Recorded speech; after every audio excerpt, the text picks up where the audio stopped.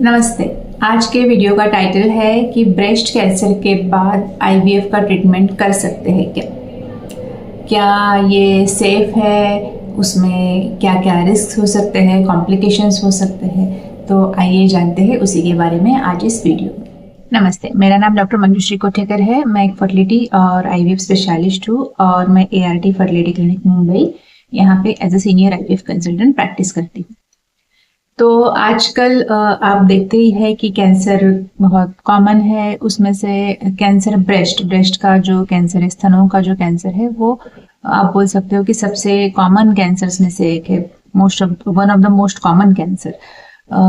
WHO के जो website पे आप डेटा देखोगे कि कितने केसेस होते हैं ईयरली, तो करीब करीब 14 मिलियन केसेस एक साल में नए डिटेक्ट होते हैं। करीब करीब 6 to 7 लाख डेथ होते हैं और 1 in 8 मतलब 8 में से एक औरत को लाइफ में कभी ना कभी ब्रेस्ट कैंसर होता है, जो स्टैटिस्टिकली देखा जाए तो ये बहुत कॉमन एंटिटी है। और बहुत सारे पेशेंट्स ऐसे होते हैं कि जिनको काफ़ी यंग एज में वो होता है, जैसे कि 25, 30, 35। किसी का अभी तक शादी नहीं हुआ है या शादी हुआ है लेकिन अभी तक प्रेगनेंसी प्लान नहीं किया है। तो ऑब्वियसली ऐसे बहुत सारे पेशेंट्स हो सकते हैं जिनको ब्रेस्ट कैंसर होने के बाद अभी वो प्रेगनेंसी का प्लानिंग सोच रहे हैं।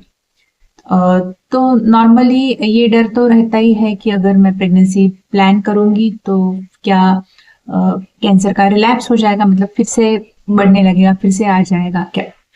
तो एक बात तो है कि ये कॉमन है, लेकिन ये इसका प्रोग्नोसिस भी काफ़ी अच्छा है। मतलब ट्रीटमेंट भी बहुत अच्छे तरीके से हो सकता है, अच्छे अर्ली डिटेक्शन होगा और पूरा ट्रीटमेंट होगा तो पेशेंट का लॉन्ग टर्म सर्वाइवल भी बहुत अच्छा होता है।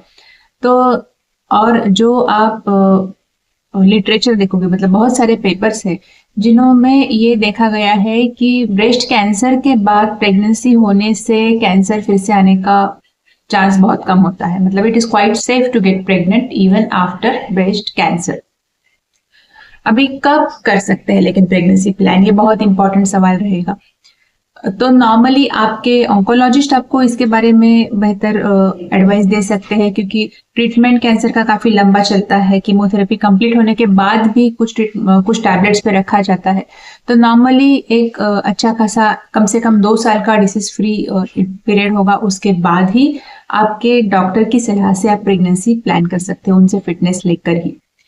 अब सवाल आएगा कि कैसे प्रेग्नेंट हो सकते हैं। तो ऑब्वियसली पहले तो आप नेचुरली ही ट्राई करोगे, लेकिन बहुत सारे ट्रीटमेंट जो हम कैंसर में दिए जाते हैं, जैसे कि कीमोथेरेपी, उनका असर ओवरीज पे होता है कभी कभी और उससे एग रिजर्व काफी कम हो जाता है।